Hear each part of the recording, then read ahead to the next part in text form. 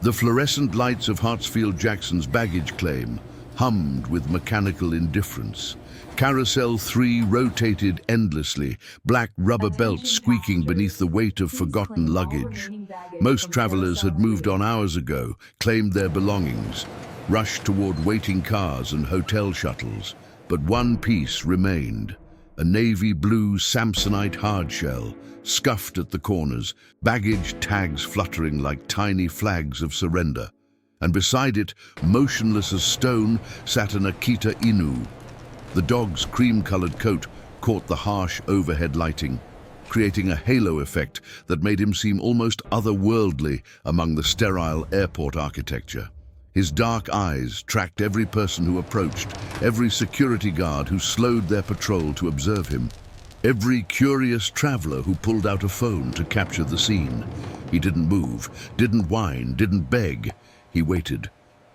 "Ma'am, we really need to move this animal." Here's why it's complicated. The airport security supervisor, a heavy-set man named Rodriguez, kept his distance.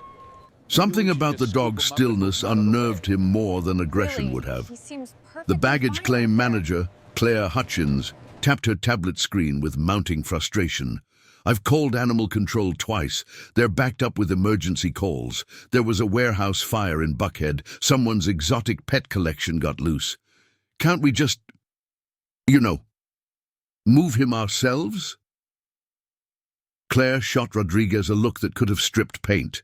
"You want to physically remove a 90-pound Akita that's been sitting guard for 6 hours? Be my guest. I'll have the incident report ready." Rodriguez adjusted his belt, the radio crackling with chatter from other terminals. "The dog belongs to that detective, right? The one who died in the car accident? James Chen, yeah." Claire's voice softened. "Miami PD sent his body back 3 days ago. His luggage arrived this morning on the delayed freight. Nobody thought to check if he was traveling with an animal until this." The Akita's head turned slightly, tracking a maintenance worker who pushed a cleaning cart past Carousel 2. The movement was subtle but precise, trained. His ears pivoted like radar dishes, processing sounds beyond human range. Somewhere in the terminal, a child laughed. A suitcase wheel rattled. An announcement echoed about a gate change. The dog heard everything, acknowledged nothing. Folks are starting to post about it. Rodriguez pulled out his phone, scrolling through social media. "Look at this. Loyal dog waits for owner at airport. It's getting traction. News vans are probably already on their way." Claire pinched the bridge of her nose. "Perfect! Just what we need. A viral moment during peak travel season." "Should we call someone from Atlanta PD? Chen worked there, right?" "Already did. They're sending someone from their K9 unit." Claire checked her watch. "Should be here any minute." As if summoned by the words. The automatic doors at the far end of baggage claim hissed open. Lieutenant Sarah Collins walked through with the kind of purposeful stride that made people instinctively step aside. Her dark blue APD uniform was crisp, despite the Atlanta heat outside, her badge catching light as she moved. Behind her, matching her pace with effortless precision, trotted K9 Max. The Belgian Malinois moved like liquid shadow, his black and tan coat sleek with health and training. Where the Akita embodied stillness, Max represented controlled energy. Every muscle ready, every sense engaged. His dark eyes swept the terminal with tactical awareness, cataloging exits, assessing threats, reading the room the way only a police dog could. Sarah's hand rested loosely at her side, fingers occasionally brushing Max's head in silent communication. They didn't need leashes or commands in public spaces anymore. 7 years of partnership had forged something deeper than obedience, a language without words, a trust beyond training. Rodriguez straightened, trying to project authority he didn't quite feel. "Lieutenant Collins, thanks for coming. We've got a situation with—" "I see it." Sarah's green eyes locked onto the Akita before Rodriguez finished speaking. She read the scene in seconds, The patient supervisor, the exhausted manager, the gathering crowd of curious onlookers holding up phones. But mostly, she saw the dog. Max saw him too. The Malinois slowed, his gait shifting from casual to analytical, his ears pricked forward, nose working the air. He approached the carousel with measured steps, stopping 10 feet from the Akita. The two dogs regarded each other across the space. No growls, no posturing, just recognition, professional to professional. "That's Chen's dog?" Sarah asked, though she already knew the answer. Claire nodded. "Hachi, that's what his collar tag says. Been here since the luggage came through at 0700. Won't leave, won't let anyone near the suitcase." "Did you try to move him?" "One guy tried. Hachi didn't bite, didn't snap, just stood his ground. Made this sound." Claire paused, searching for words. Not a growl, more like a statement. "I'm not moving, and neither is this bag." The guy backed off real quick. Sarah approached slowly, keeping her body language neutral and non-threatening.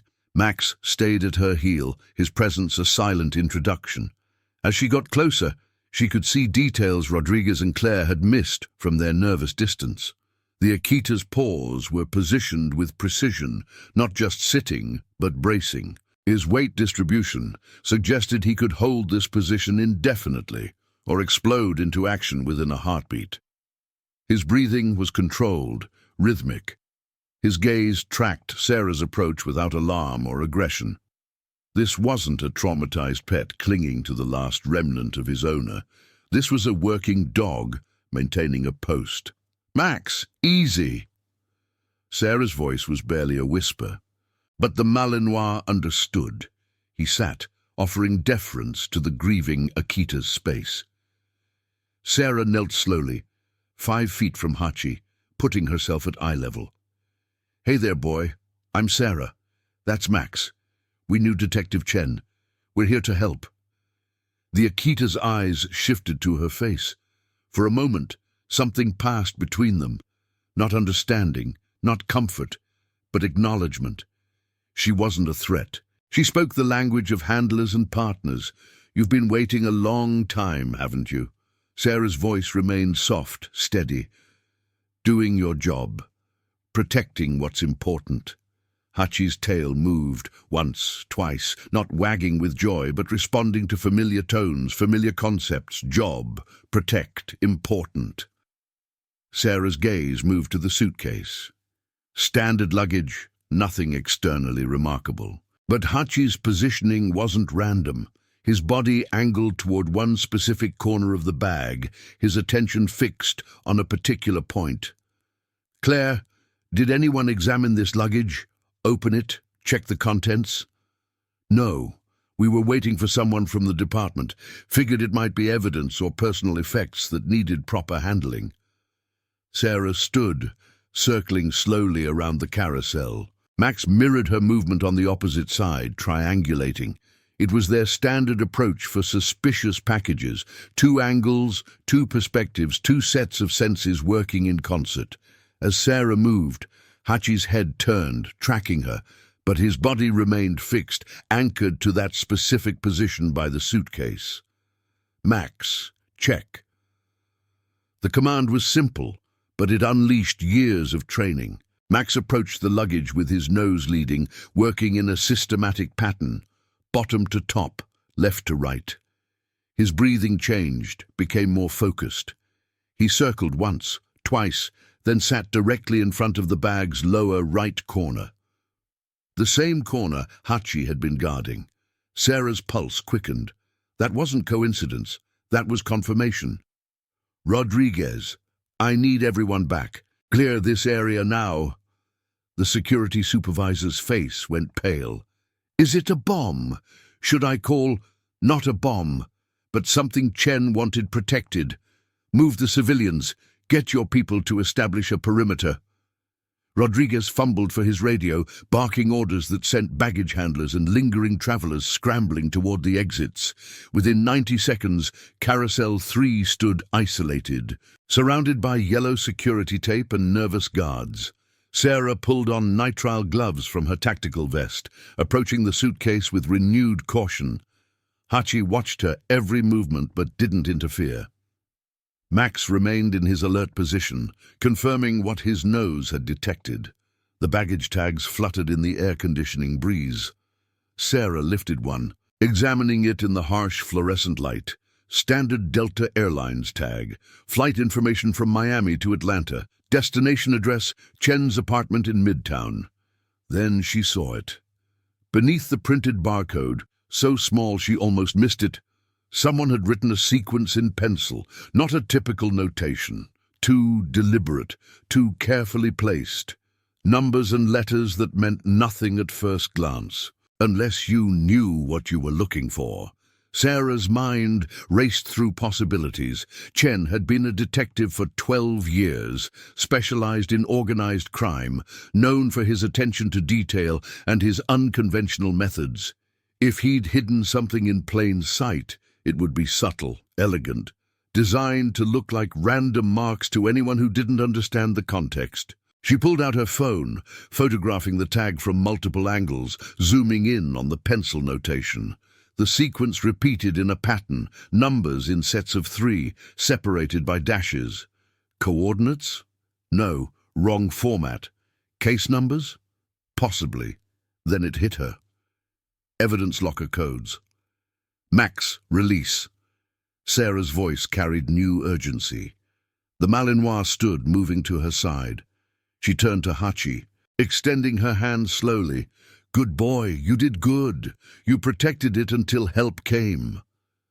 The Akita's posture shifted subtly, still alert, still protective, but accepting Sarah's role in the situation. When she reached for the suitcase, Hachi didn't stop her. He watched, intense and focused, as Sarah lifted the bag from the carousel and placed it on a nearby inspection table Rodriguez had wheeled over. The latches were standard TSA-approved locks, easily opened with the master key Claire provided. Sarah worked carefully, aware of multiple eyes watching, security cameras, nervous supervisors, and 2 highly trained dogs whose opinions she valued more than any human observer. The suitcase clicked open. Inside, neatly packed clothing, dress shirts, slacks, a toiletry bag, conference materials from a law enforcement symposium in Miami. Nothing unusual, nothing suspicious, except the lining. Sarah's fingers traced the edge where fabric met frame. Most people wouldn't notice. The stitching looked factory standard, the material smooth and unblemished. But there was a rigidity beneath her touch that didn't match the rest of the soft-sided interior. She reached for her multi-tool, selecting the smallest blade, and worked the stitching loose with surgical precision. The threads gave way, revealing a slim compartment between the outer shell and inner lining. Inside, a flash drive sealed in a waterproof bag, and a folded piece of paper covered in Chen's distinctive handwriting. Sarah's hands didn't shake as she extracted both items, but her heart hammered against her ribs. This wasn't random. This wasn't paranoia. Detective James Chen had died in what officials called a single-vehicle accident on I-75 at 2 in the morning, returning from the airport after his Miami conference. No witnesses, no surveillance footage, car fire too intense for proper investigation, case closed within 48 hours, too fast, too clean, too convenient. Sarah unfolded the paper carefully, scanning Chen's notes, names, dates, evidence locker numbers that matched the code on the baggage tag, and at the top, underlined 3 times, Operation Silence. Her blood went cold. "Lieutenant," Rodriguez ventured closer, his voice uncertain. "What did you find?" Sarah refolded the paper without answering, sliding it into an evidence bag she produced from her vest. The flash drive followed. Her mind was already 3 steps ahead. Who to trust, who to avoid, how to handle evidence that could implicate members of her own department. "Claire, I need the security footage from this terminal. All of it, starting from when this luggage arrived. Already queued up for you. I'll have it sent to—" "Don't send it anywhere. I'll take the physical drives. Now." The sharpness in Sarah's tone made both supervisor and manager exchange worried glances, but they moved to comply without question. A lieutenant from the K9 unit wasn't someone you argued with, especially when she looked like she'd just uncovered something that could end careers or lives.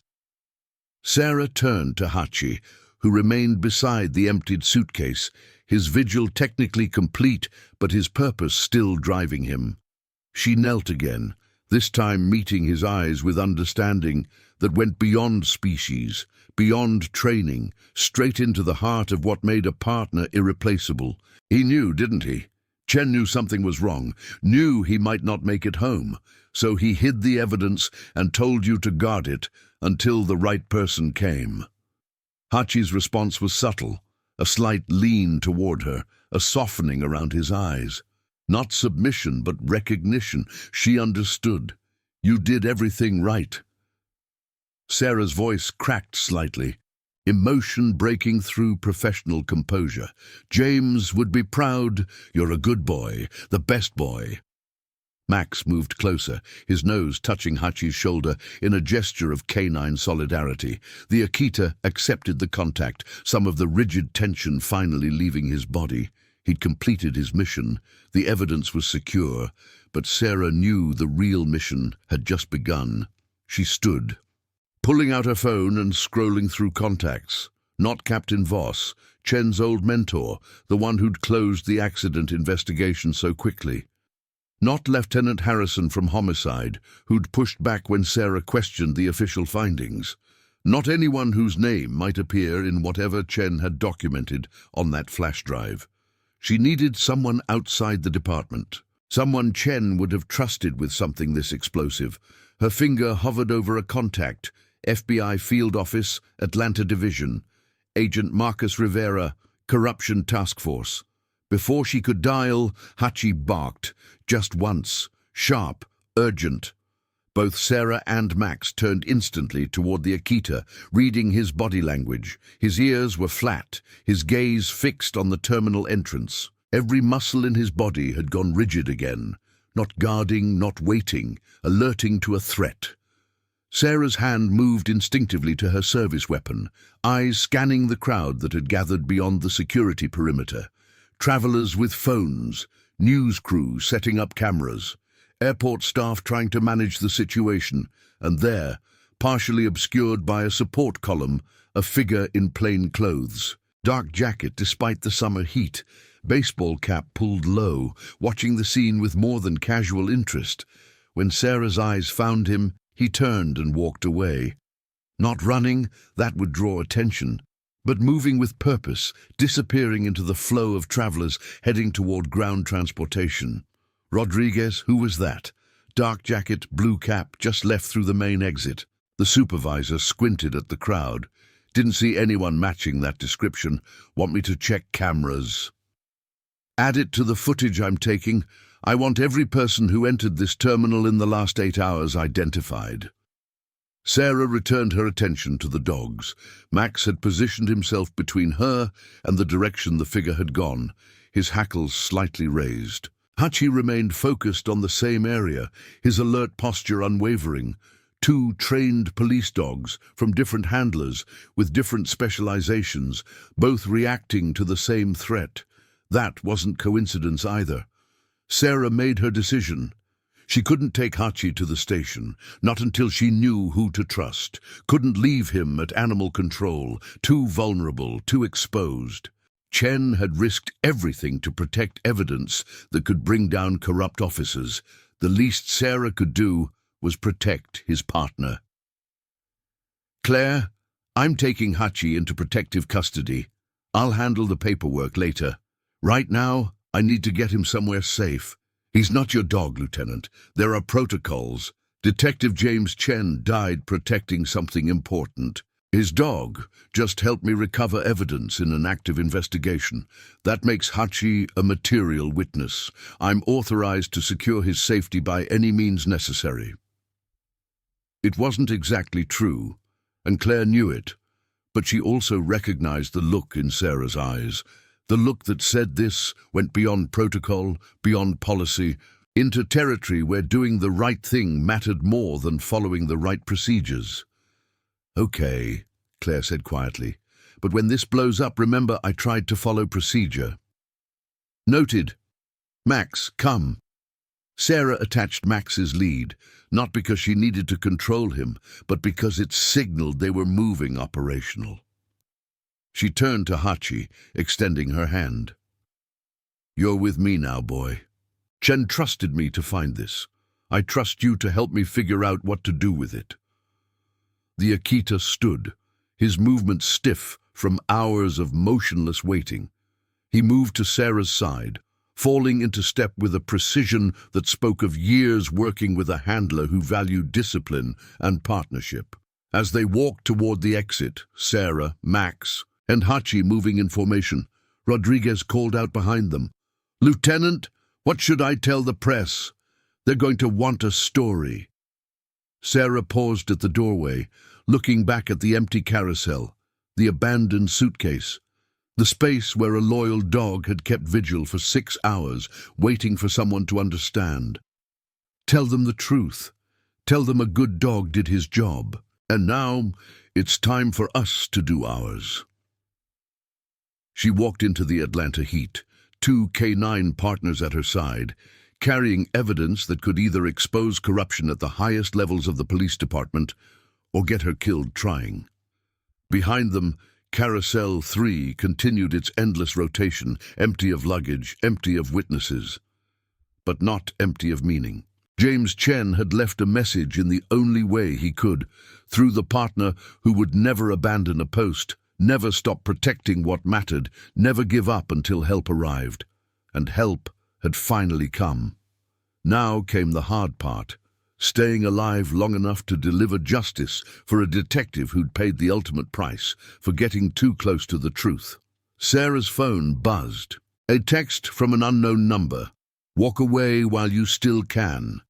She deleted it without responding, keeping her stride steady, her expression neutral. Hachi walked at her left, Max at her right. 3 veterans of countless operations, countless dangers. But this time felt different. This time the enemy wore badges. The automatic doors closed behind them, sealing the terminal. Ahead, Sarah's unmarked police SUV waited in the secure lot. She needed to make calls, analyze evidence, figure out who Chen had documented and why they'd killed him. But first, she needed to get both dogs somewhere safe, somewhere even corrupt cops wouldn't think to look. As she unlocked the vehicle, Hachi jumped into the back seat without hesitation, claiming the space beside Max with the ease of a dog who'd spent his life riding in police vehicles. The Akita's eyes met Sarah's in the rearview mirror.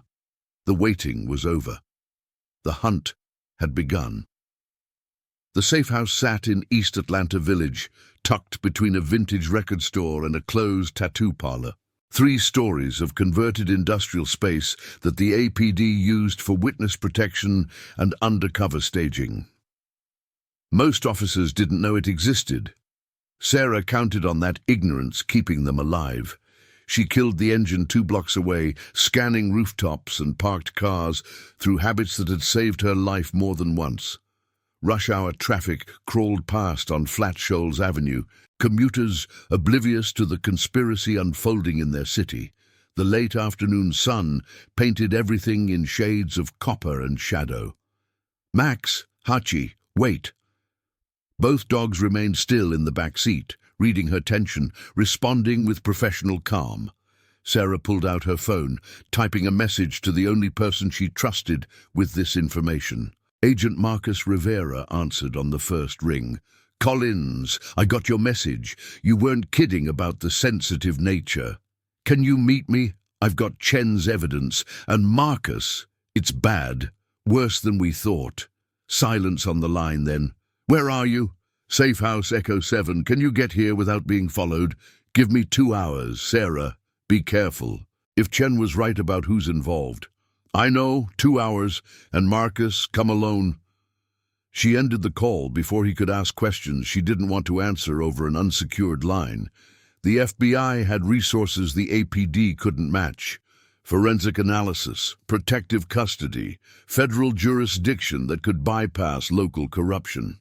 But she needed to know what was on that flash drive before bringing in outside help. Sarah circled the block twice, checking for surveillance. Nothing obvious. No unmarked cars, no suspicious pedestrians, no one sitting too long in coffee shops with clear sight lines. Either they hadn't been followed, or whoever wanted Chen dead was patient enough to wait for the perfect moment. She parked in the alley behind the safe house, using her master key to access the reinforced back door. The building's security system blinked green. No breaches, no unauthorized entry since the last reset. Small comfort, but comfort nonetheless. Clear.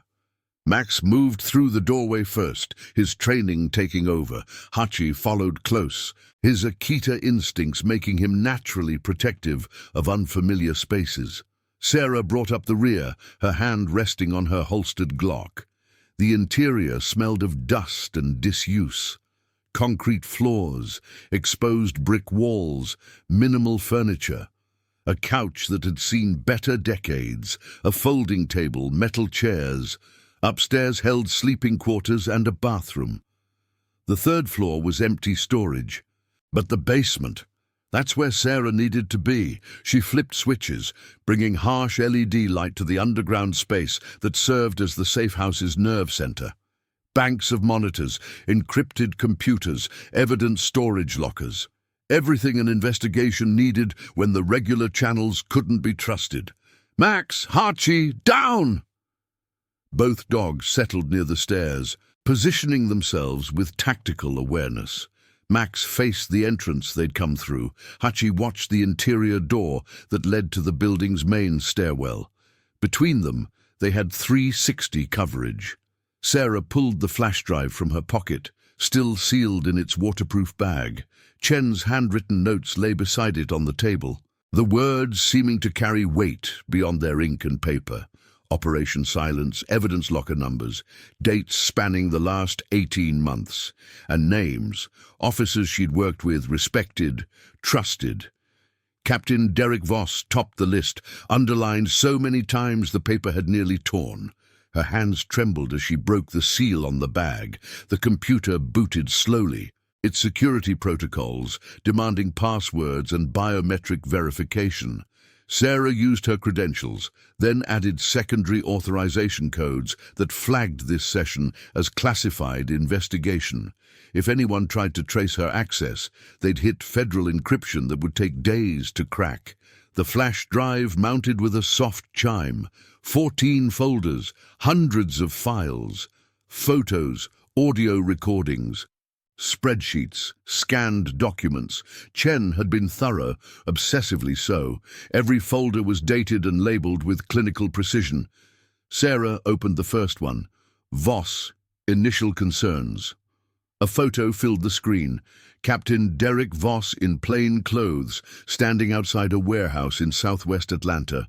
The metadata showed the image was taken 4 months ago at 11:30 p.m. Voss was talking to someone whose face was turned away from the camera, but Sarah recognized the jacket, the posture. Lieutenant Marcus Shaw, Narcotics Division. Her stomach dropped. The next photo showed Shaw handing Voss a manila envelope. The third showed both men leaving in separate vehicles. Surveillance work, patient, professional, building a case frame by frame.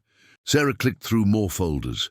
Each one documented meetings, phone records, financial transactions that didn't match official reports, drugs and weapons confiscated from raids that never made it to evidence lockup, cases that fell apart because key evidence mysteriously disappeared, officers who asked questions getting transferred to dead-end assignments. A pattern emerged. Voss ran the operation using his position as supervisor of major crimes to identify high-value seizures. Shaw provided the narcotics expertise and street connections. Together, they skimmed from confiscated contraband, selling it back to the same dealers they'd arrested. Brilliant, insidious, nearly impossible to detect unless someone was specifically looking for it. Chen had been looking, and he'd found enough to bury them all. Sarah opened an audio file labeled Voss Recruitment Attempt. Chen's voice came through the speakers, clear and calm despite the subject matter. Recording for evidentiary purposes. Date, February 14th. Time, 2200 hours. Location, my personal vehicle parked at Piedmont Park. A car door opened, background traffic noise. Then Voss. James, thanks for meeting me. What's this about, Captain? Your message said it was urgent. It is. I wanted to talk to you away from the office, away from ears that don't need to hear certain things. A pause. Chen's breathing steady, controlled. I'm listening. You're a good detective, James. Smart, observant. You see things other people miss. That's why I wanted to bring you into something special. Special how? Voss's voice dropped, taking on a tone Sarah recognized, the false camaraderie of someone preparing to cross a line. You know how this job works. We risk our lives every day for shit pay, while the criminals we arrest make millions. The system's broken. Has been for years. But what if we could fix it? What if we could make sure good cops got what they deserve? You're talking about skimming. No hesitation in Chen's voice. No shock. He'd already suspected, already planned this conversation. Voss chuckled. Such an ugly word. I prefer operational redistribution. We take from people who don't deserve it, keep the worst off the streets, and ensure officers who do the real work get compensated fairly. How long has this been running? Long enough to prove it works. Long enough to make some people very comfortable. I'm offering you a chance to join that comfort, James. You've earned it. Another pause. Sarah could picture Chen's face, neutral, thoughtful, giving nothing away. Who else is involved? Need-to-know basis. But if you're in, you'll meet the team, good people, patriots, really, trying to fix a broken system from the inside. I need time to think about it. Of course. But James, this opportunity doesn't come around twice. And once I've made the offer... Voss let the threat hang unspoken. I understand, Captain. Give me a week. 3 days. After that, we move forward with or without you.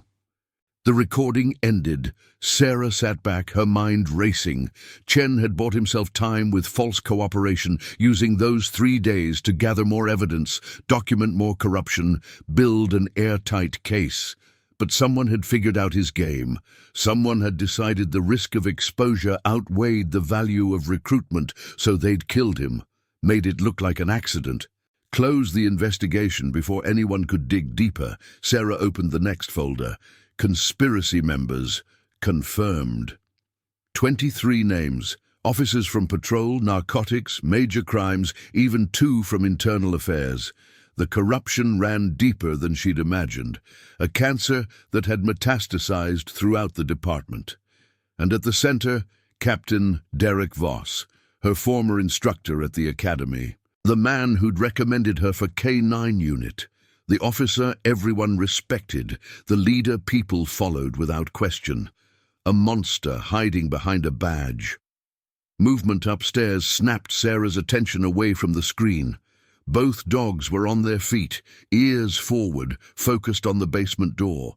Max's hackles rose slightly, not full aggression, but heightened awareness.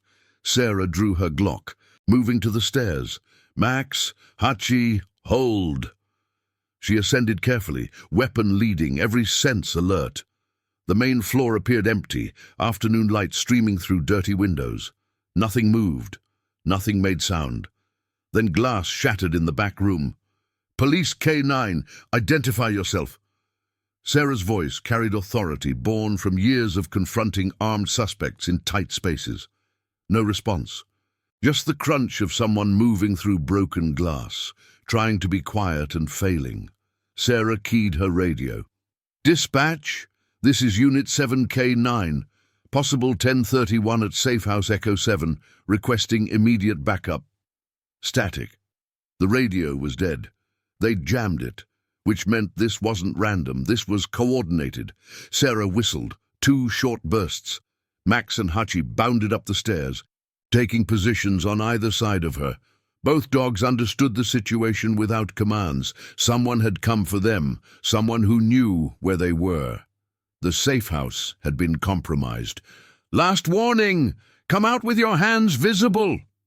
The response was a gunshot that punched through the wall 6 inches from Sarah's head, showering her with plaster and brick dust. She dropped, returning fire through the doorway, driving the shooter back into cover. "Max, apprehend!" The Malinois launched through the doorway like a missile, low and fast. A scream, the crash of furniture, Max's snarl mixing with human panic. Sarah followed, weapon tracking, clearing corners with practiced efficiency. The shooter, male, medium build, wearing tactical gear, struggled on the floor with Max clamped onto his arm. The man's gun had skittered across the room, out of reach. He tried to throw Max off, reaching for a backup weapon on his ankle. "Hachi, guard!" The Akita moved with surprising speed for his size, positioning himself between Sarah and the downed suspect, his bark explosive in the confined space. Not attacking, guarding, controlling the situation through presence and sound. Sarah kicked the ankle weapon away, pressing her Glock to the back of the man's head. "Don't move. Don't breathe wrong. Max will rip your arm off and I'll let him." The man froze. Max maintained his grip, not biting harder but not releasing either. Perfect control. "Who sent you?" Sarah's voice was ice. "Lawyer. I want my—" She pressed the gun harder. "Wrong answer. You just attempted to murder a police officer in a secured facility. You jammed communications. You knew this location.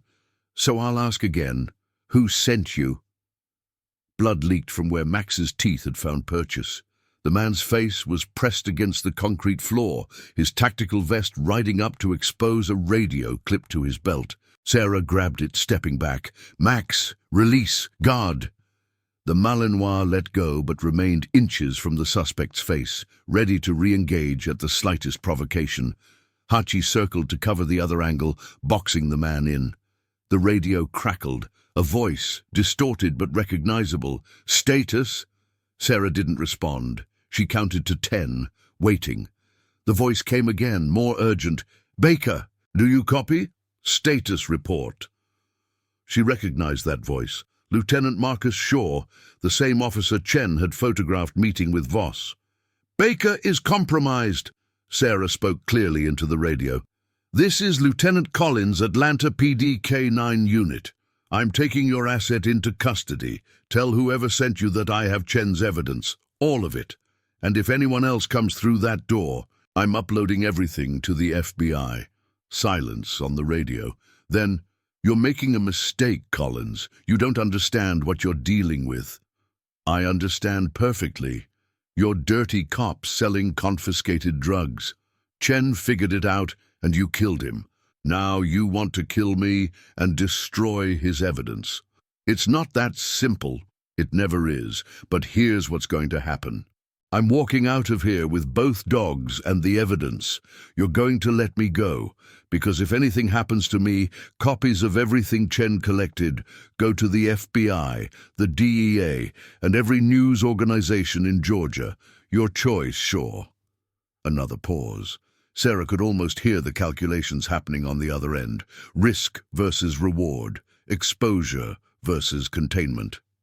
Finally, "Walk away, Collins. Forget what you found." Chen was paranoid, seeing conspiracies that didn't exist. Don't make his mistakes. His only mistake was trusting the wrong people. I won't make the same one. She crushed the radio under her boot heel, silencing it.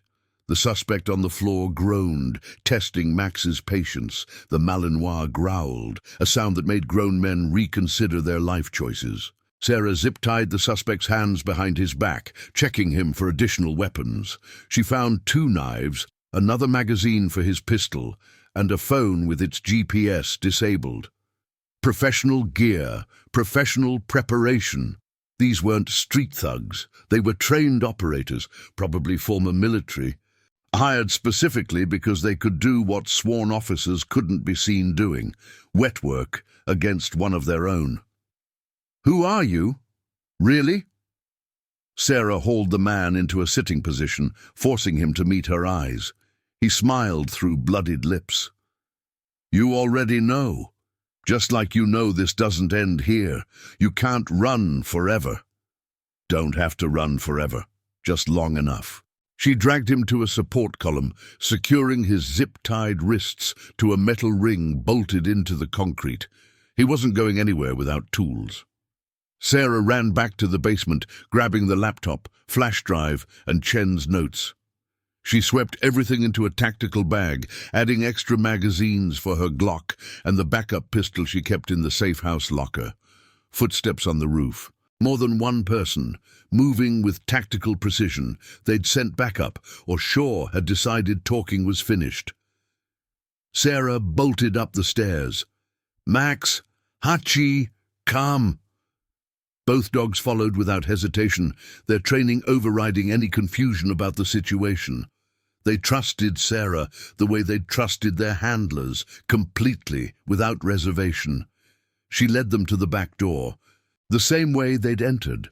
The alley was empty, her SUV still parked where she'd left it, but 3 buildings down, a black van sat with its engine running, doors open, figures moving inside.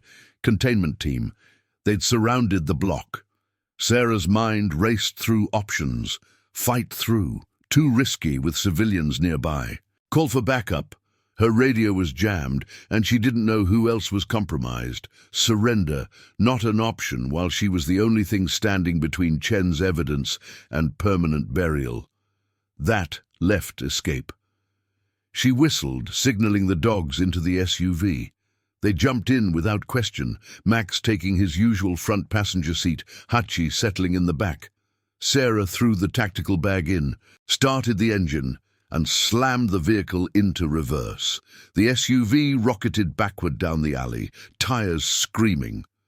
Sarah spun the wheel, executing a perfect 180 that pointed them toward Flat Shoals Avenue. In her rear-view mirror, figures burst from the building she'd just left, weapons drawn. She floored the accelerator, the SUV surging forward. Gunfire cracked behind her, controlled bursts, professional shooters trying for the tires. Bullets sparked off the concrete walls, shattered a window in the record store. Sarah yanked the wheel right, fishtailing onto Flat Shoals into rush-hour traffic. Horns blared, brakes squealed. She weaved through the chaos, using every bit of defensive driving training she'd received. The black van pulled out behind her, 2 cars back but closing fast. "Dispatch, this is Unit 7K9. Shots fired. Officer needs assistance. East Atlanta Village." Sarah tried her radio again. Nothing but static. They were still jamming her.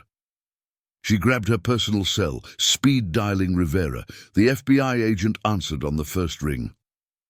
"Sarah, I'm still 30 minutes out." They hit the safe house. "I'm mobile with both dogs, heading west on Flat Shoals, black van in pursuit. Shaw is involved. Voss is running it. Chen's evidence confirms everything.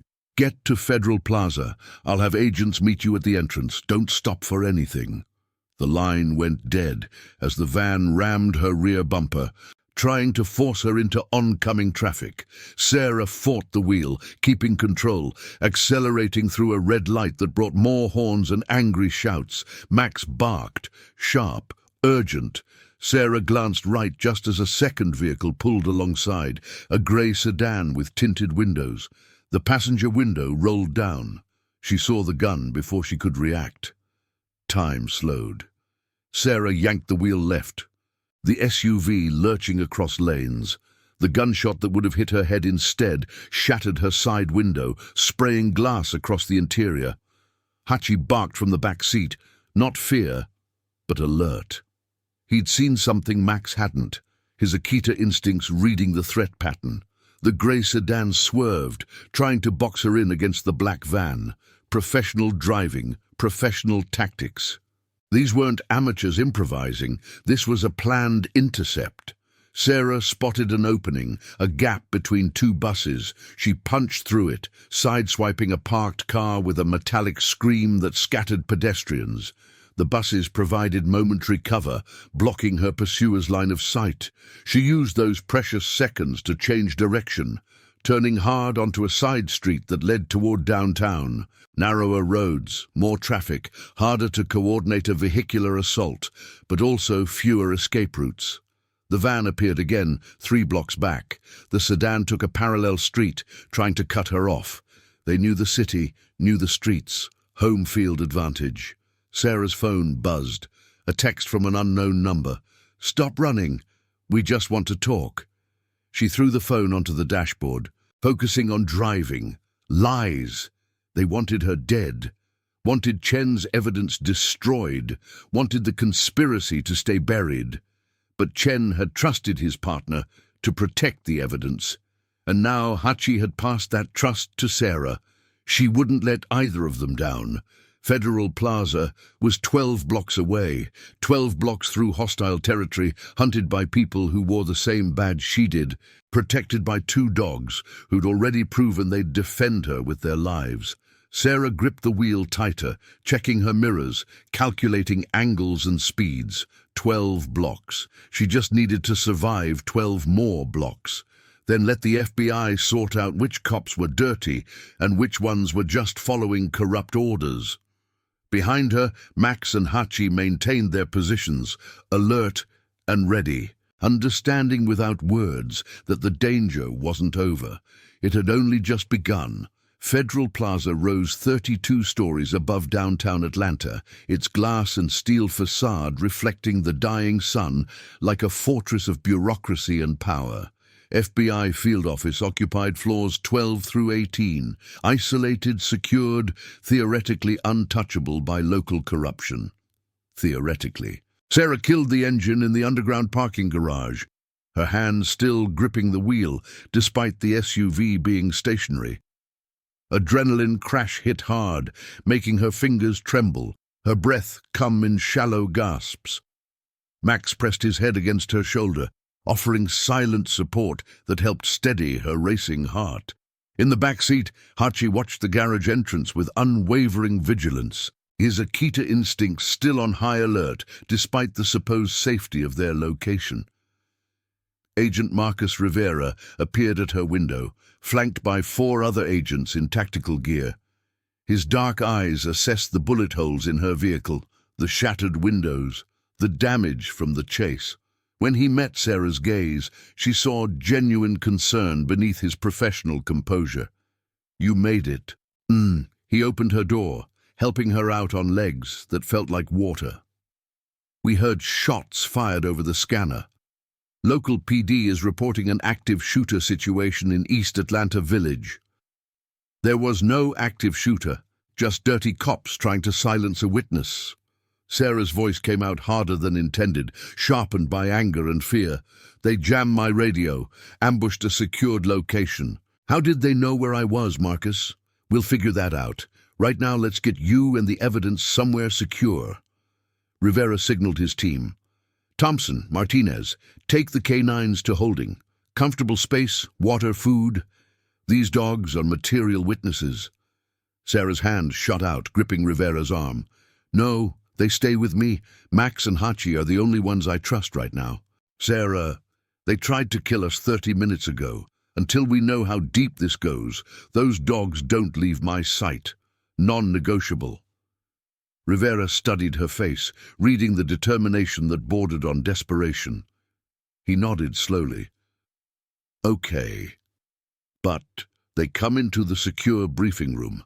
No exceptions after that." "Agreed." They moved as a unit through the parking garage, past security checkpoints that scanned badges and biometrics, into elevators that required codes Sarah didn't have clearance to know. The FBI operated on different protocols than local law enforcement: compartmentalization, verification, trust but verify at every level. The briefing room on floor 15 was windowless, soundproofed, swept daily for surveillance devices.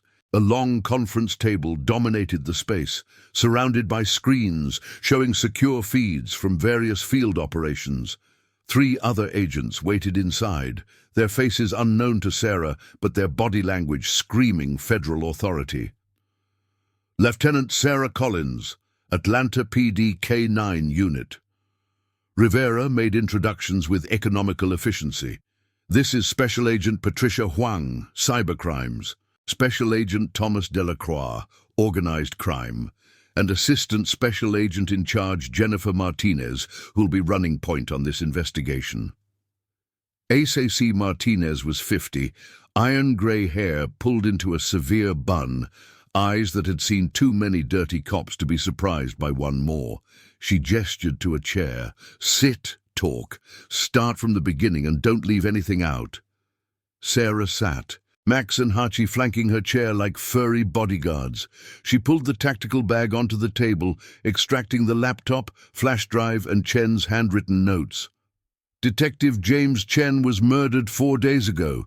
They made it look like a single-vehicle accident, but he was killed because he'd uncovered a corruption ring inside Atlanta PD. Operation Silence. Officers skimming from drug and weapon seizures, selling confiscated contraband back to dealers. She pushed Chen's notes across the table. Martinez picked them up, scanning the contents with practiced speed. Chen documented everything. Sarah's voice steadied as she moved into briefing mode, facts and evidence replacing emotion. Surveillance photos, financial records, audio recordings. He spent 6 months building an airtight case. When he tried to refuse recruitment into the conspiracy, they killed him. Agent Huang booted the laptop, inserting the flash drive. This is military-grade encryption. Chen wasn't taking chances. He was former Army intelligence before joining APD, knew how to protect information. Sarah watched the screens fill with folders and files. The operation is run by Captain Derek Voss, Major Crimes Division. At least 23 officers are involved, including 2 from Internal Affairs. Delacroix whistled low. Internal Affairs. That's why investigations never got traction. Exactly. Any complaint about missing evidence or suspicious seizures got buried before it could develop. Chen figured it out when he noticed patterns in case closures, arrests that should have stuck falling apart because key evidence disappeared from lockup. Martinez leaned forward. How did you get involved? Chen's K-9 partner, Hachi. Sarah gestured to the Akita, who acknowledged his name with a slight ear twitch. The dog waited at airport baggage claim for 6 hours, guarding Chen's luggage. When I arrived with Max, both dogs alerted to the suitcase. Chen had hidden the evidence in a compartment, marked the location with codes only someone looking for it would understand. Smart, using his partner as a living security system. Martinez's respect for Chen was evident, and they came after you once you found it. Hit the safe house Echo 7 less than 2 hours after I started reviewing the files. Professional team, jammed communications, knew exactly where we were. Lieutenant Marcus Shaw coordinated. He's dirty. Confirmed on Chen's recordings meeting with Voss. Shaw, Delacroix typed on his tablet. We've had him on our radar for unrelated matters. Expensive tastes, lifestyle that doesn't match his salary. Never had enough to move on it. Sarah pulled out her phone, navigating to the photos she'd taken of Chen's notes. The evidence locker numbers on Chen's list correspond to seizures over the last 18 months. Total street value of missing contraband is estimated at $12 million. The room went silent. $12 million wasn't petty theft. It was organized crime with badges. Huang worked the laptop with focused intensity, her fingers flying across keys. I'm seeing transaction records here, wire transfers, cryptocurrency wallets, shell companies. Chen traced the money. These deposits match the dates of major seizures. Follow those transfers. Martinez's voice carried command weight. I want to know where every dollar went, who received it, and what they bought with it. If Voss built this network, There's infrastructure, logistics, distribution, protection that requires more than 23 cops. There's something else. Sarah hesitated. Knowing what she was about to say would escalate everything. Chen recorded his conversation with Voss. The captain tried to recruit him, gave him 3 days to decide. Chen used that time to gather more evidence, but someone figured out he was documenting rather than cooperating. Play it. Martinez's tone left no room for discussion. Huang found the audio file, routing it through the room's speakers. Chen's voice filled the space, calm, professional, controlled, even as Voss pitched corruption as patriotism. When it finished, Martinez's expression had hardened into something dangerous. Voss doesn't just run this operation, he believes in it. That makes him more than corrupt, it makes him a zealot. And zealots don't surrender quietly. Chen knew that. Sarah's voice dropped. That's why he prepared the evidence the way he did. He knew if anything happened to him, someone would find it, someone who'd understand what Hachi was protecting. "But why you?" Delacroix asked.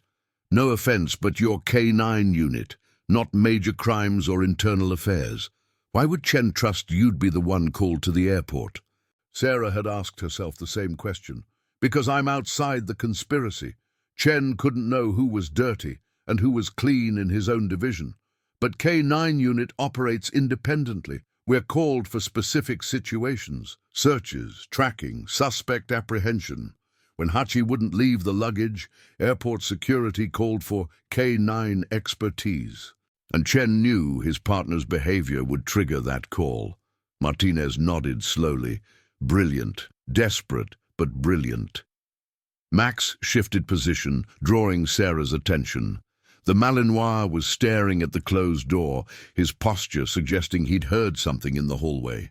Hachi had noticed too, his ears swiveling toward the same direction. Rivera saw it. "What is it?" "The dogs hear something."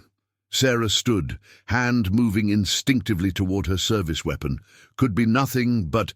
The door opened.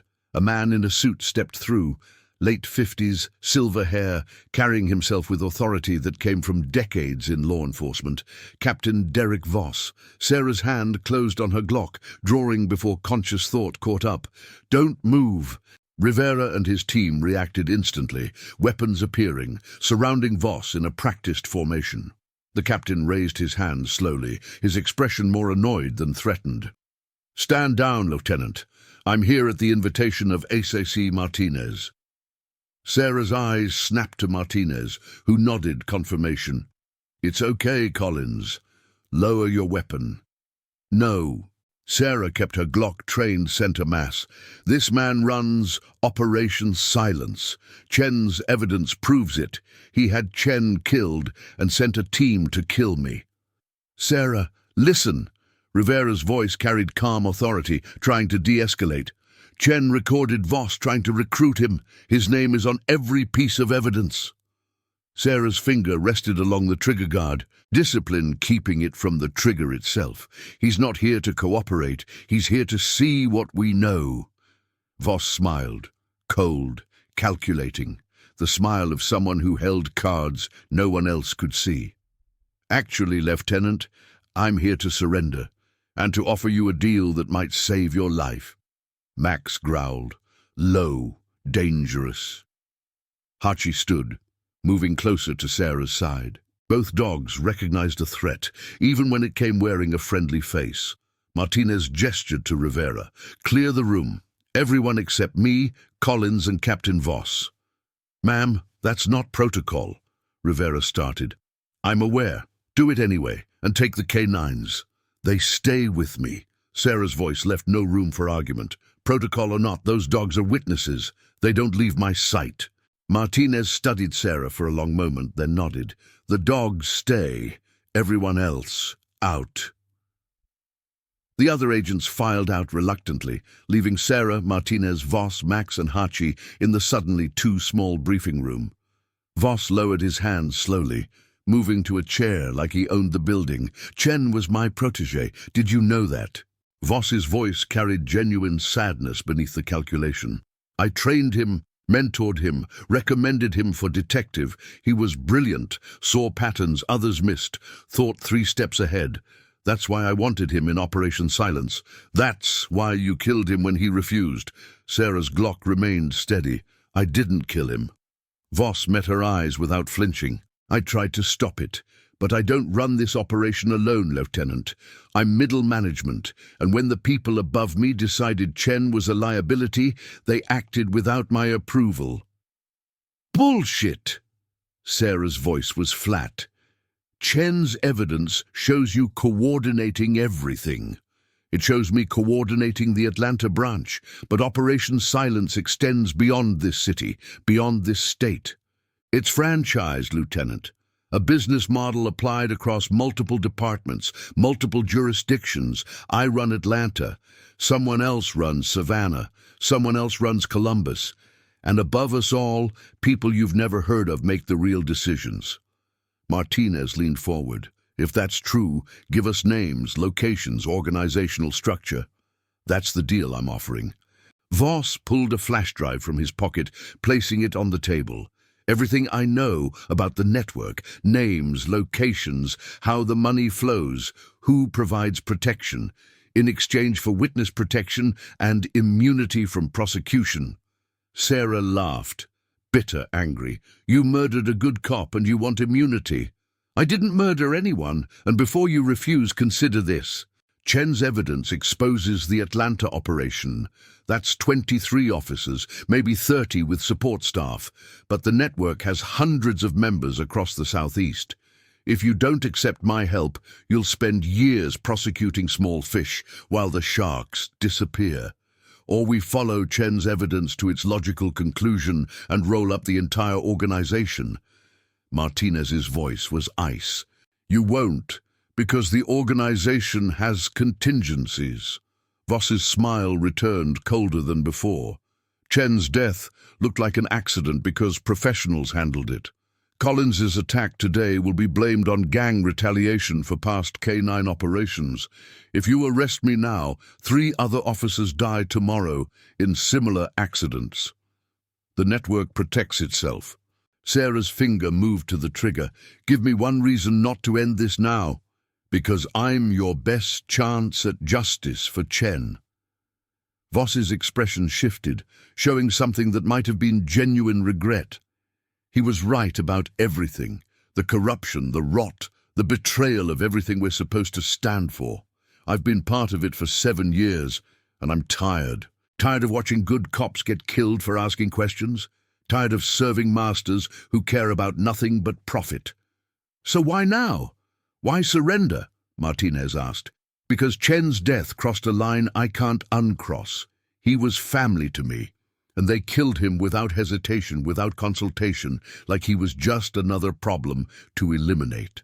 That's when I realized I'm not building something better. I'm just another monster feeding on the corpse of law enforcement. Silence filled the room. Sarah's hand trembled slightly, adrenaline and exhaustion catching up. She wanted to pull the trigger, wanted to deliver immediate justice for Chen, but Martinez was right. One captain wasn't enough. The network would replace Voss before his body cooled. Sarah, Martinez spoke quietly. Lower your weapon. We're taking his deal. You can't seriously. I can, and I am. Voss gives us the organization. We dismantle it top to bottom. That's justice for Chen. Real justice, not just revenge. Sarah's jaw clenched. Every instinct screamed against this, against letting Voss walk away with a deal. But she'd been a cop long enough to know sometimes the system demanded compromises that tasted like betrayal. She lowered her Glock. Didn't holster it, just lowered it. Smart choice. Voss pushed the flash drive toward Martinez. Everything's encrypted. Password is Chen's badge number, followed by Hachi's microchip ID. He would have appreciated the irony. Martinez took the drive. You're in federal custody, effective immediately. Protective detail, isolated location, no communication with anyone outside approved channels. Understood.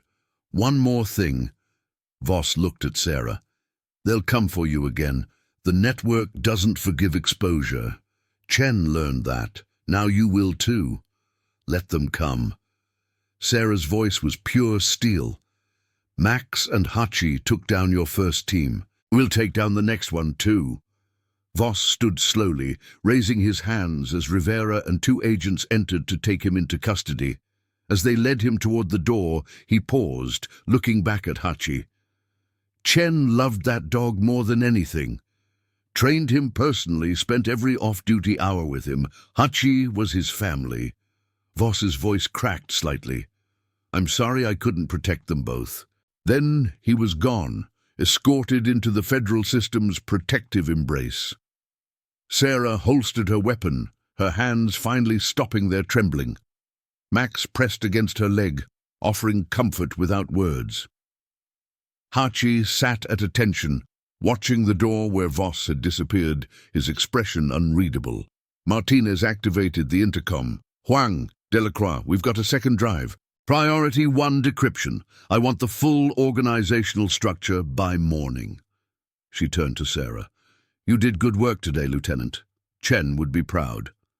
Chen would be alive if I'd paid attention sooner, if I'd seen the signs, asked the right questions. Stop. Chen was investigating for 6 months before anyone knew. You can't blame yourself for not seeing what he deliberately hid. Martinez's tone softened slightly.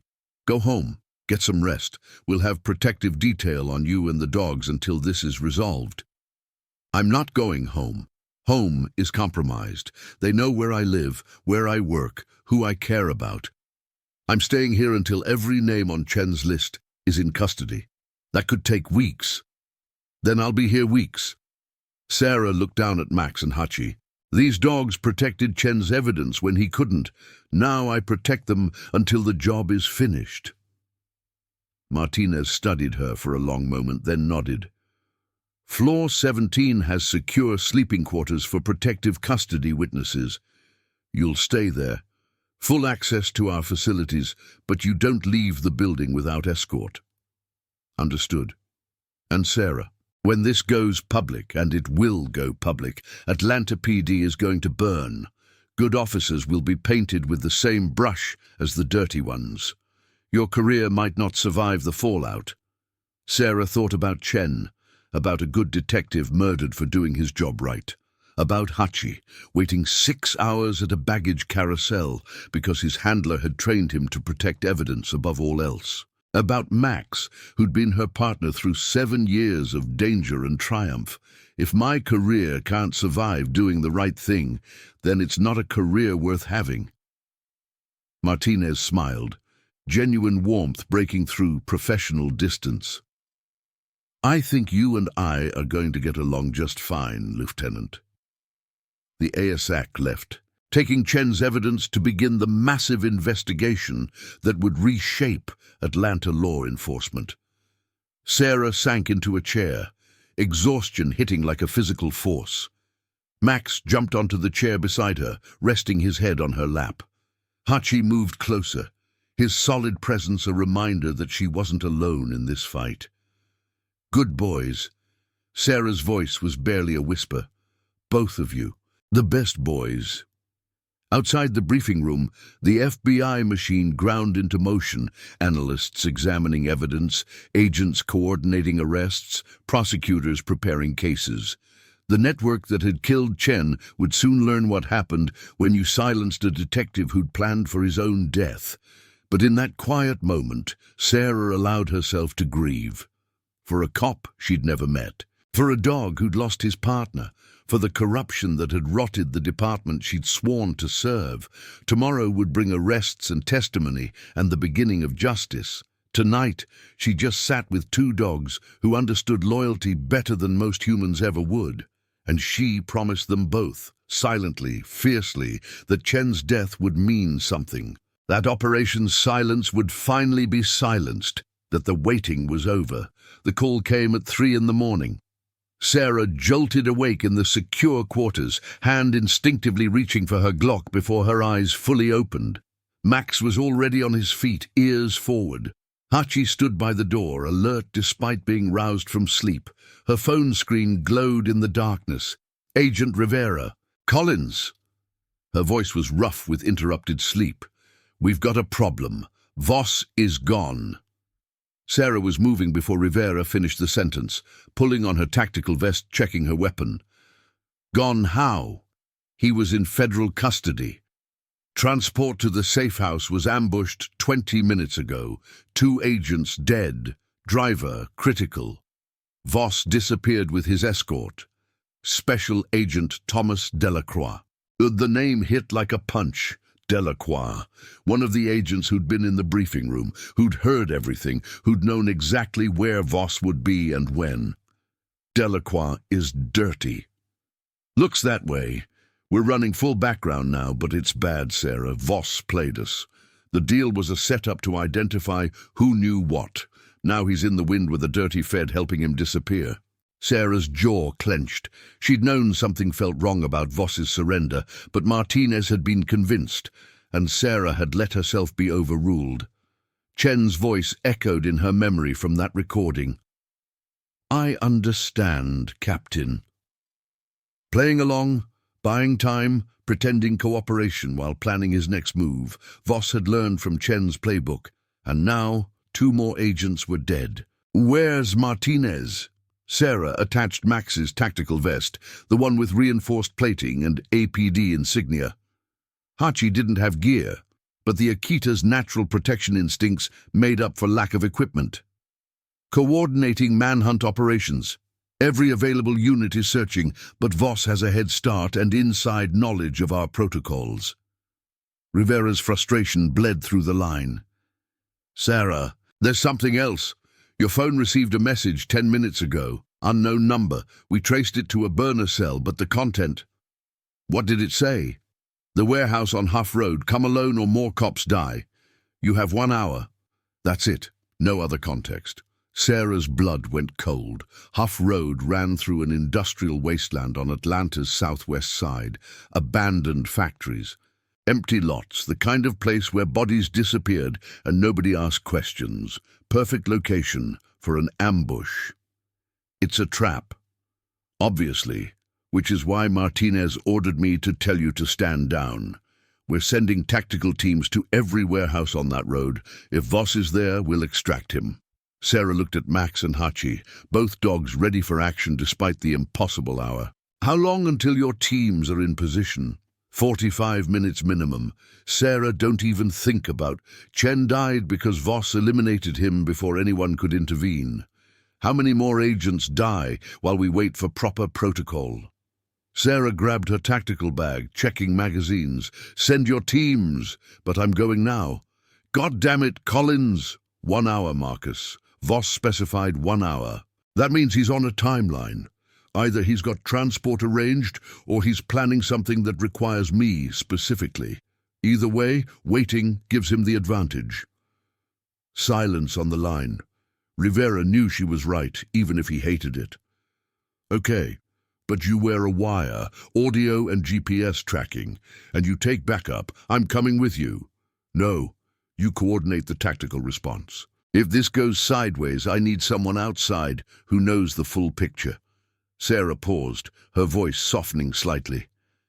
"And Marcus, if I don't make it, finish this. For Chen." "Sarah."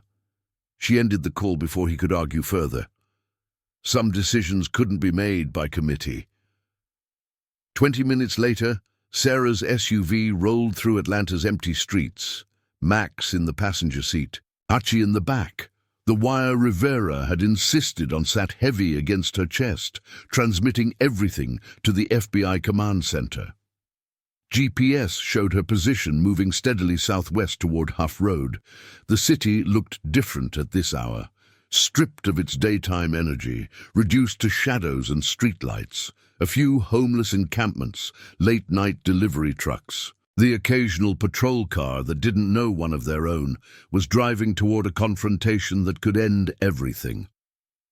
Sarah's phone buzzed. Text from unknown number. "Warehouse 1247, East Entrance, 10 minutes. Specific location, specific entrance." Voss was controlling every variable, forcing her into a kill box of his design. Sarah keyed her radio. the secure FBI frequency Rivera had programmed before she left. "Command, this is Collins. Target location confirmed. Warehouse 1247, Huff Road. Moving to intercept." Rivera's voice crackled back immediately. "Collins, tactical teams are still 20 minutes out. Hold position until negative. Timer's running. I'm going in." She cut the radio before he could order her to stand down. Technically, she wasn't FBI. She couldn't be ordered to do anything by federal agents. Technically, she was a civilian consultant helping with an investigation. The technicalities would matter later, if there was a later. Warehouse 1247 loomed ahead, 3 stories of decaying concrete and broken windows, graffiti covering every surface. Chain-link fence surrounded the property, but the gates hung open, rusted hinges suggesting years of abandonment. Perfect place for Operation Silence's final stand. Sarah parked 2 blocks away, approaching on foot with both dogs flanking her. Max moved like liquid shadow, his training taking over. Hachi matched the Malinois' pace, his Akita bulk somehow silent on the cracked asphalt. The east entrance was a loading dock. Bay doors rolled halfway up, darkness beyond. Sarah clicked on her weapon light, sweeping the interior. Empty pallets, oil stains, debris from squatters and urban explorers. No sign of Voss. "I'm here." Sarah's voice echoed in the cavernous space. "Let's talk." Movement above, 2nd floor catwalk. Voss stepped into view holding a pistol loosely at his side. He looked different than in the FBI briefing room. No more pretense of cooperation. This was the real Voss, cold, calculating, a predator who'd worn a badge as camouflage for years. "Lieutenant Collins, punctual. I appreciate that." Voss's voice carried easily in the empty warehouse. "Are you alone?" "You can see I'm alone. No FBI backup, no tactical team surrounding the building. They're coming. But you said 1 hour. I'm here in 40 minutes. That buys you 20 minutes to say whatever you need to say." Voss smiled. "Always the negotiator. That's why Chen trusted you, you know. He mentioned you once, said you were one of the few officers he'd trust in a crisis. Smart dogs, good instincts, that's what he said. Chen's dead because of you. Chen's dead because he couldn't see the bigger picture. The network isn't evil, Lieutenant. It's evolution. Law enforcement funding gets cut every year while criminals get richer. We're just balancing the equation." Sarah kept her weapon trained on Voss, but her eyes swept the warehouse for additional threats. Hachi's body language suggested more than just Voss. The Akita's attention kept shifting to the darkness behind the pallets. If you believe that, why run? Why kill 2 more agents tonight? Because the FBI won't honor deals with people like me. Martinez would have used my information, then prosecuted me anyway. I'm not stupid, Lieutenant. I've seen how this plays out. Voss gestured with his pistol. But you're different.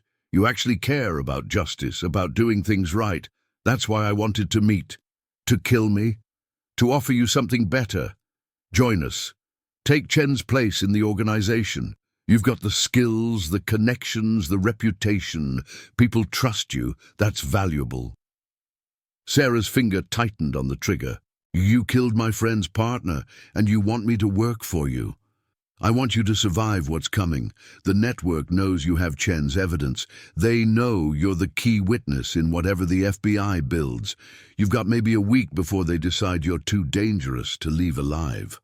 Voss's expression was almost pitying. But if you're with us, you're protected, untouchable, rich. Everything a cop deserves after years of thankless service. Max growled, low, dangerous. The Malinois had detected something Sarah's human senses missed. Movement in the shadows, multiple positions, ambush. Sarah dove behind a concrete pillar as gunfire erupted from 3 directions. Bullets sparked off metal, punched through rotting wood, filled the warehouse with thunder. She returned fire, driving shooters back into cover, giving Max and Hachi time to scatter. Max, search! Hachi, guard! Both dogs responded instantly. Max disappeared into the shadows, hunting shooters with predatory efficiency. Hachi stayed close to Sarah, positioning himself between her and the multiple threat vectors. Voss had vanished from the catwalk, either taking cover or repositioning for a better shot. Sarah keyed her radio. "Command, I'm under fire. Multiple shooters. Warehouse 1247. Need immediate backup." Static. They jammed her frequency just like at the safe house. She was alone. Just her and 2 dogs against Voss and however many shooters he'd brought. A scream cut through the gunfire. One of the shooters, Max's jaws finding flesh. The Malinois emerged from the darkness, blood on his muzzle, already hunting his next target. 70 pounds of trained aggression moving with purpose. Sarah used the distraction to advance, clearing corners, using industrial equipment for cover. Hachi moved with her, his bulk shielding her exposed flank. The Akita's training was different from Max's, less about apprehension, more about protection and alert.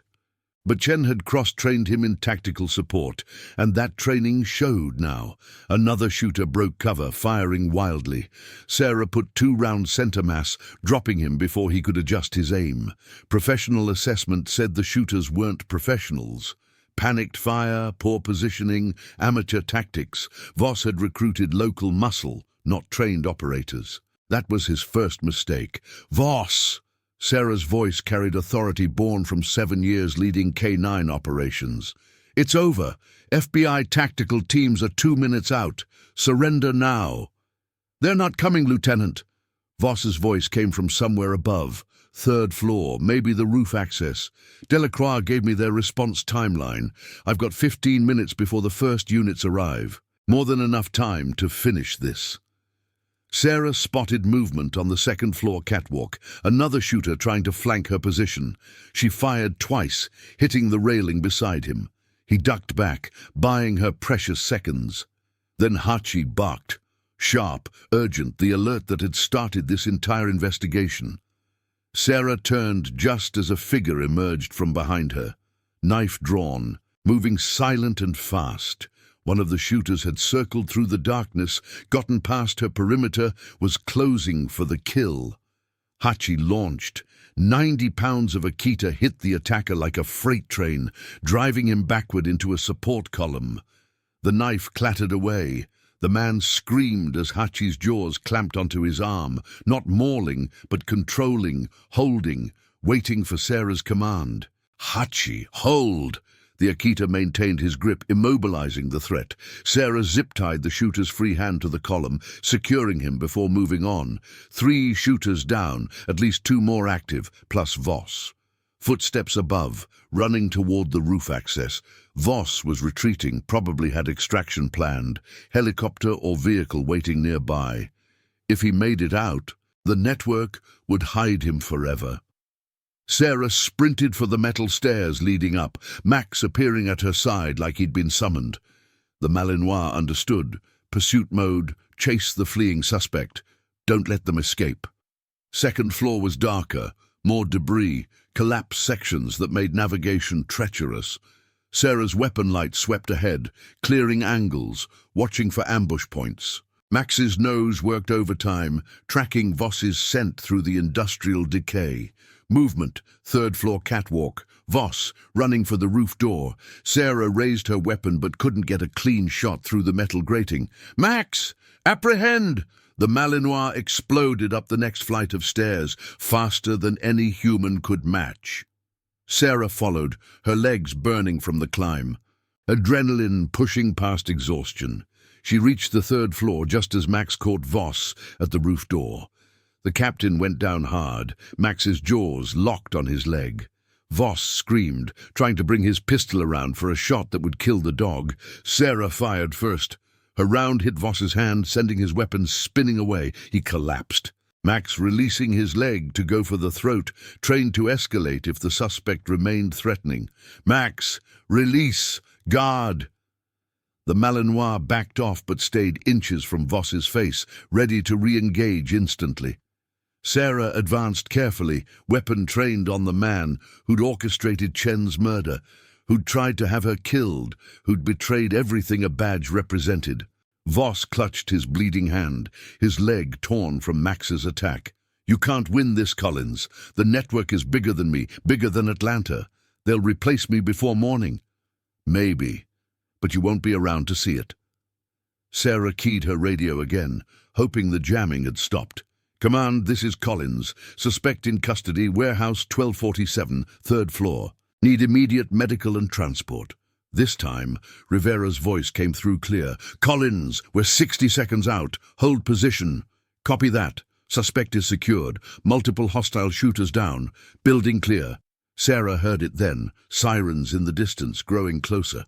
FBI tactical teams finally arriving. She'd bought enough time, survived long enough for proper backup to reach her. Hachi appeared on the stairs, having dispatched or controlled the remaining shooters below.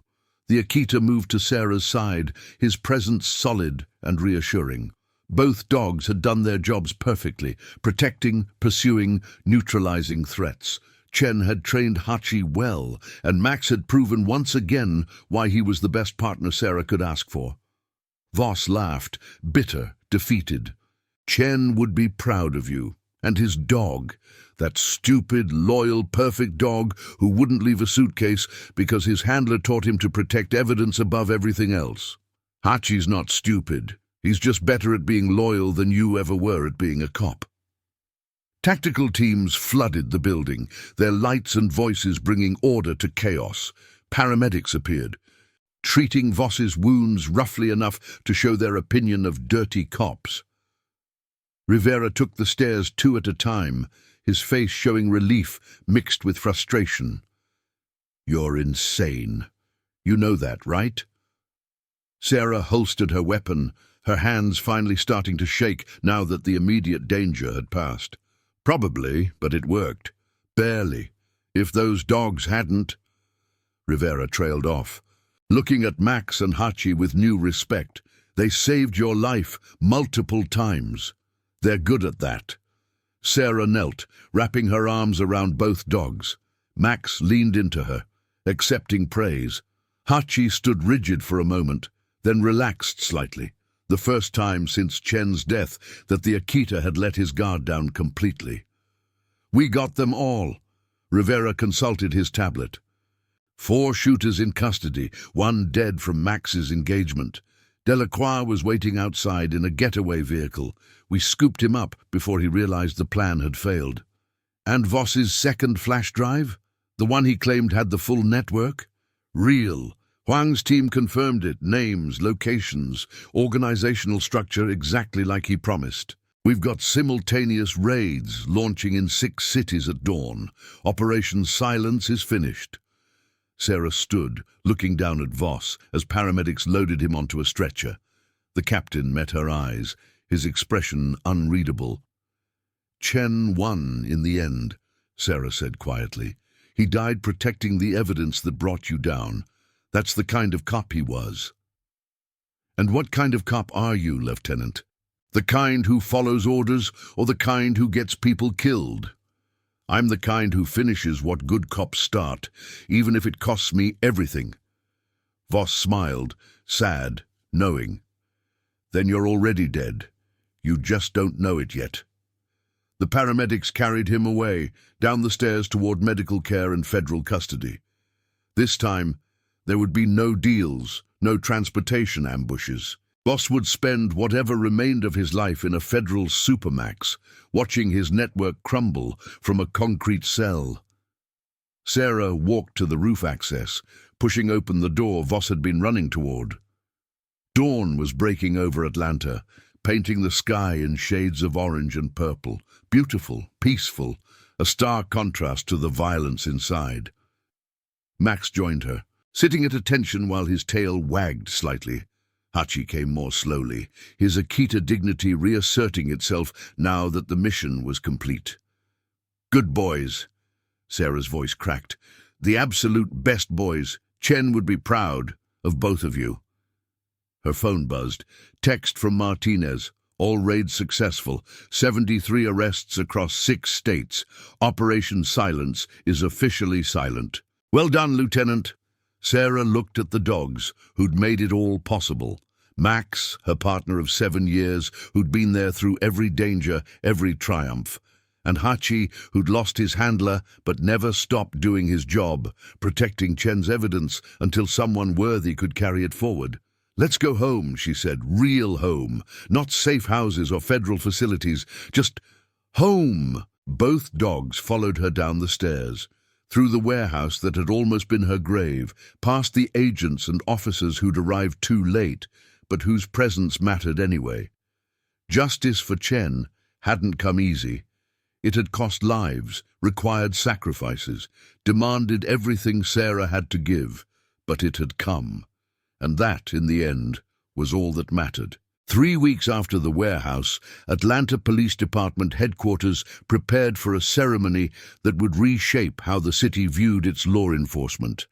News vans lined the street outside, reporters jockeyed for position, citizens gathered behind barriers, some holding signs supporting the police, others demanding accountability for the corruption that had nearly destroyed the department from within. Sarah stood in the third-floor ready room, adjusting her dress uniform for the 10th time. The navy blues felt different today, heavier, weighted with meaning beyond fabric and brass buttons. Max sat at her feet, his own ceremonial collar gleaming. Beside them, Hachi wore a brand-new K9 vest, APD insignia marking him officially as part of the unit. The Akita had spent the last 3 weeks in Sarah's care, adjusting to a new handler, a new home, a new purpose. The transition hadn't been seamless. Hachi still searched for Chen in quiet moments, still turned toward sounds that reminded him of his first partner. But he'd bonded with Max, and through Max, begun to trust Sarah as more than just the person who fed him. "You ready?" Agent Rivera appeared in the doorway, his FBI credentials replaced today by civilian clothes. He'd been granted special permission to attend, recognition for his role in bringing down Operation Silence. "As ready as I'll ever be." Sarah checked her reflection one final time. Dark circles under her eyes spoke to 3 weeks of testimony, depositions, and media scrutiny. The operation's exposure had triggered exactly the firestorm Martinez predicted. Good cops tainted by association, public trust shattered, calls for reform and investigation drowning out everything else. But today wasn't about the department's problems. Today was about remembering a detective who died doing his job right. "Chen's sister arrived an hour ago. She asked to meet you before the ceremony." Rivera's expression softened. "Fair warning, she looks exactly like him." "It's uncanny." Sarah nodded, following Rivera through corridors lined with officers in dress uniform. Most avoided eye contact, uncomfortable with her sudden notoriety. She'd become the face of the corruption investigation, the K9 lieutenant who'd exposed Operation Silence, taken down a captain, survived multiple assassination attempts. Some viewed her as a hero, others saw a traitor who'd destroyed careers and reputations. The truth, as usual, existed somewhere in the complicated middle. The conference room held a small woman in her 30s, dark hair pulled into a practical bun, eyes that carried Chen's intelligence and intensity. She stood when Sarah entered, and for a moment, neither spoke, the weight of loss and gratitude making words inadequate. "Lieutenant Collins." The woman extended her hand. "I'm Maya Chen, James's sister." Sarah shook, surprised by the firm grip. "I'm sorry for your loss. Your brother was a remarkable detective. He was a pain in the ass who couldn't leave well enough alone." Maya's smile was sad but genuine. "But he was my pain in the ass. And what you did, bringing his killers to justice, protecting Hachi, finishing his investigation, that matters more than I can express." Hachi moved forward, recognizing Maya's scent, remembering her from visits to Chen's apartment. The Akita pressed against her leg, seeking comfort from someone who smelled like his lost handler. Maya knelt, wrapping her arms around Hachi's neck. "Hey, boy, you did so good. James would be so proud of you. The Akita's tail moved, not wagging with joy, but acknowledging the connection. Maya buried her face in his fur, shoulders shaking with silent sobs that had been building for 3 weeks. Sarah turned away, giving them privacy, her own eyes burning. Max pressed against her leg, offering silent support, the way he always did when emotions threatened to overwhelm. After a moment, Maya stood, wiping her eyes with practiced efficiency. "I want you to have this." She pulled a small box from her purse, opening it to reveal Chen's detective shield. James would want it to go to someone who understood what it meant to be a real cop, someone who'd honor what he died for. "I can't, Maya. That belongs to you, to your family. You are family now. You and Max and Hachi. You're the family James chose in this dangerous, brutal job. Please, take it." Sarah accepted the shield with trembling hands. Badge number 2847. Chen had carried it for 12 years, through countless investigations, countless dangers. Now it would sit on her desk, a reminder of what happened when good cops stood against corruption. "Thank you," Sarah whispered. "I'll make sure it means something." "You already have." The ceremony began at 1100 hours in the headquarters auditorium. 500 people packed the space. Officers, city officials, FBI representatives, citizens whose lives Chen had touched through his work. Mayor Richardson spoke about sacrifice and service. Police Chief Davidson admitted the department's failures while promising reform. Special Agent Martinez outlined Operation Silence's dismantling and thanked all involved in the investigation. But the moment that mattered came when Sarah walked to the podium with Max and Hachi flanking her. She'd prepared remarks, typed them out, practiced delivery. But standing there, looking at the faces watching her, some supportive, some hostile, all waiting, the prepared words felt hollow. So she spoke from the heart instead. Detective James Chen died protecting evidence that exposed corruption within this department. He didn't die in a random accident. He was murdered because he refused to compromise his integrity, refused to look away from crimes committed by people wearing the same badge he wore. The auditorium went silent. Even the reporters stopped their note-taking. Chen knew the danger. He documented everything, prepared for the possibility that speaking truth would cost him his life. And when that moment came, he made sure his evidence would survive, even if he didn't. Sarah gestured to Hachi.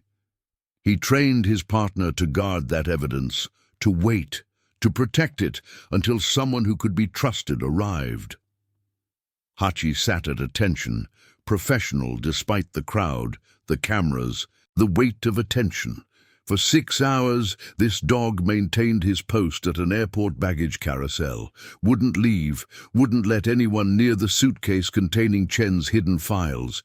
He did exactly what his handler trained him to do, protect evidence above everything else, including his own comfort or safety. Sarah paused, emotion threatening to crack her voice. Max leaned against her leg, steadying her. That's the legacy James Chen left us. Not just evidence of corruption, but an example of what it means to be a real police officer. You do the job right even when it's dangerous. You protect the truth, even when powerful people want it buried. You train your partner to continue the mission even after you're gone. She looked directly at Chief Davidson. 73 officers were arrested because of Chen's investigation, 23 from this department alone. That's devastating. That's shameful. But you know what's worse? The fact that Chen worked alone, the fact that he couldn't trust anyone inside these walls to help him, the fact that a good detective died because the system he served had rotted from within. Uncomfortable shifting in the audience. Sarah didn't care. Chen deserved honesty, not comfortable platitudes. Operation Silence is finished, but the work isn't done. We have to rebuild trust. We have to prove that most cops are good people trying to do a hard job right. We have to earn back the respect Chen's killers destroyed. Sarah's voice strengthened. And we do that by following his example, by choosing integrity over convenience, by protecting each other from corruption instead of protecting corruption from exposure. She stepped back from the podium. Detective Chen's official cause of death has been changed from accidental to line-of-duty homicide. His name will be added to the memorial wall, and his partner, K9 Hachi, is officially joining the Atlanta PD K9 unit, where he'll continue serving the city Chen died protecting. Applause began, scattered at first, then building into something genuine. Not everyone agreed with Sarah's words, but they couldn't deny Chen's sacrifice or Hachi's loyalty. Mayor Richardson presented Sarah with a medal for valor. She accepted it mechanically. Her attention focused on Maya Chen in the front row, tears streaming down her face, nodding approval at Sarah's speech. After the ceremony, officers lined up to pay respects, some genuine, others obligatory. Sarah shook hands, accepted condolences, smiled at people she wasn't sure she could trust. The paranoia that came with investigating your own department hadn't faded. Maybe it never would. But then Officer Jennifer Park approached, Chen's former partner from patrol, before he'd made detective. She looked at Hachi with red-rimmed eyes, then at Sarah. "Thank you," Park said simply, "for finishing what James started, for making sure his death wasn't meaningless. He made sure of that himself. I just followed the trail he left." Park touched Hachi's head gently. "Take care of him. James loved this dog more than anything. I will. I promise." As the crowd dispersed, Rivera approached with news Sarah had been waiting for. Final count. Operation Silence Network spanned 7 states, 147 sworn officers, estimated 30 million in stolen contraband over 3 years. It's the largest police corruption case in Southeast history. And Voss, Federal Supermax, Colorado, 40 years minimum, no parole possibility. Delacroix got 25.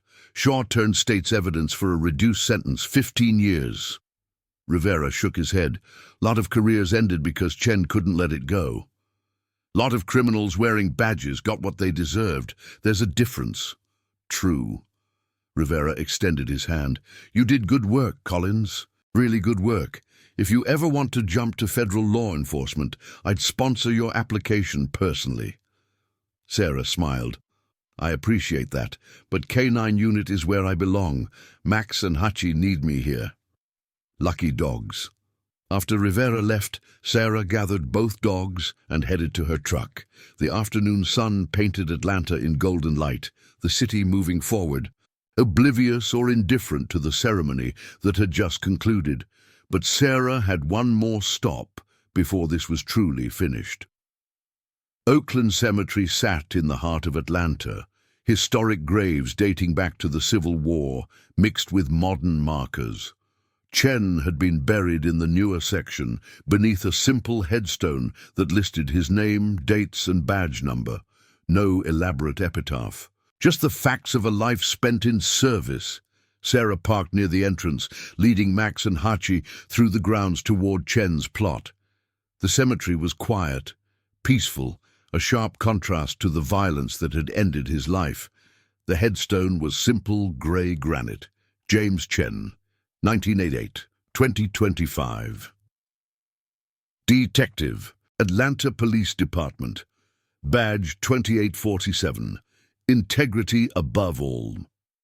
Someone, probably Maya, had placed flowers, fresh ones, changed regularly. Sarah added her own bouquet, then stepped back. We got them, Chen, all of them. Voss, Shaw, Delacroix, everyone on your list. Operation Silence is finished. Her voice was quiet, conversational, like she was briefing a colleague. Your evidence was perfect. Thorough, documented, impossible to dispute. You built a case that survived your death. That's remarkable work. Max sat beside the grave, his posture respectful in the way dogs somehow understood these places mattered. But Hachi approached slowly, his Akita bulk suddenly seeming smaller, more vulnerable. The dog stopped at the headstone, lowering his head to sniff the earth. His tail drooped, a soft whine escaped, the first sound of grief Sarah had heard from him in 3 weeks. "I know, boy. I miss him too." Sarah knelt beside Hachi, wrapping an arm around his shoulders. "But you did everything right. You protected what he asked you to protect. You waited until help came. You finished the mission." Hachi turned, pressing his head against Sarah's chest. The Akita's body shook slightly, not crying the way humans did, but experiencing something profound that transcended species: loss, remembrance, the ache of absence. Sarah held him, letting the dog grieve in his own way, on his own timeline. Max moved closer, adding his presence to the moment, 3 K9 officers saying goodbye to a 4th who'd fallen in the line of duty. After several minutes, Hachi lifted his head. His dark eyes met Sarah's and something passed between them, not replacing what he'd shared with Chen, but acknowledging that life continued, missions remained, and partnership took different forms. "You're part of our team now," Sarah said softly. "Max and I need you. The work Chen started, fighting corruption, protecting the innocent, serving with integrity, that doesn't end because he's gone. It continues through us, through you." Hachi's tail moved, once, twice, not wagging with joy, but accepting, understanding. Sarah stood, Chen's badge heavy in her pocket. She pulled it out, looking at the numbers that represented 12 years of service, countless cases, one final investigation that had cost everything. She placed it at the base of the headstone, next to the flowers. "Rest easy, Detective. Your partner's in good hands, and your legacy lives on in every K9 team that does this job right." She turned to leave, watching as Hachi remained by the grave for one more moment. The Akita lowered his head, touching his nose to the earth where Chen rested. A final goodbye. A last acknowledgement of the bond they'd shared. Then Hachi straightened, turned, walked to Sarah's side with steady, purposeful steps. The waiting was over. The grief remained, but it no longer paralyzed. Chen's mission lived on, not in the detective who'd fallen, but in the partners who carried his work forward. Sarah loaded both dogs into the truck. Max claimed his passenger seat. Hachi settled in back, no longer guarding a suitcase full of evidence, but ready for whatever mission came next. Her phone buzzed. Text from Chief Davidson. "Your promotion paperwork is approved. Captain Collins. See me Monday." Captain leadership position, chance to reshape K9 operations with the integrity Chen had died defending. Sarah typed back, "Understood. I keep Max and Hachi on active duty, non-negotiable." Davidson's response, "Wouldn't have it any other way." The radio crackled. "Dispatch calling for K9 units. Missing child near Piedmont Park." Sarah glanced at both dogs. They perked up, reading her body language, understanding work, mission, purpose. "Dispatch, Unit 7 K9 responding. 2 K9 officers. ETA 12 minutes. She activated lights and sirens. Max barked once. Hachi added his deeper voice. 2 dogs, 1 handler, 1 mission, find the lost and bring them home." Chen would approve. As Sarah drove toward the call, she thought about legacy, how it lives not in monuments but in daily work done with integrity, in officers who choose right over easy, in partners who protect truth above all. The sun set over Atlanta, painting the sky orange and purple, beautiful, hopeful, promising another day to make things right. Captain Sarah Collins drove toward that promise with 2 partners who proved loyalty transcends loss, duty survives death, and the best way to honor the fallen is continuing their mission. Max watched ahead, alert and ready. Hachi watched from the back seat, no longer waiting beside luggage, no longer guarding evidence.